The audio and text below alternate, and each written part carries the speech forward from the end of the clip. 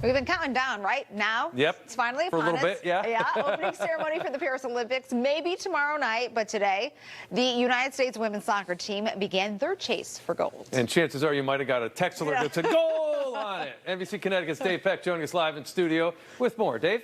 Yeah, guys, today's soccer game is one of hundreds of events that'll happen over the next 2 weeks. Of course, all the games will happen in France, but the hub for Olympics coverage is right here in Connecticut.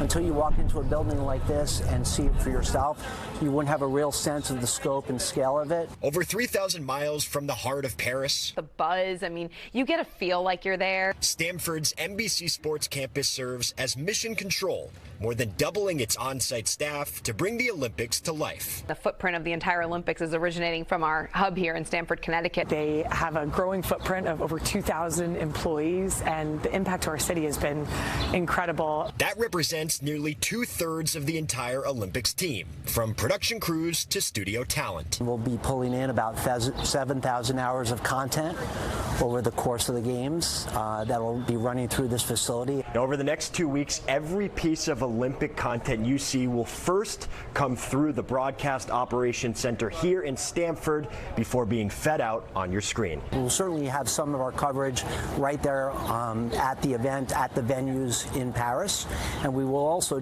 have a lot of people doing the calls from here. Here, like announce booth number 2, one of over 30 remote broadcast setups that the team will use to call games. This place has been built over the years in part to allow for the Olympics to take on what it does. A worthwhile grind for everyone involved. We're all kind of on the same routine. We go back to the hotels together on the shuttles and we chat about what we did, and it's rinse and repeat the very next day. So it's been fun.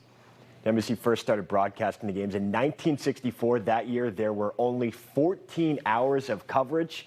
Now they have over 7,000 hours of content to work with, guys. All right, Dave, thank you for that. And make sure you join us tonight for the Olympic Zone. You can get to know the athletes of Team USA and an inside look at the action unfolding in Paris. That's coming up at 7 right here on NBC Connecticut. And sports reporter Gabrielle Lucevero will continue live coverage on all of our athletes from Paris. We'll check in with her live in Paris, coming up on the news at 6.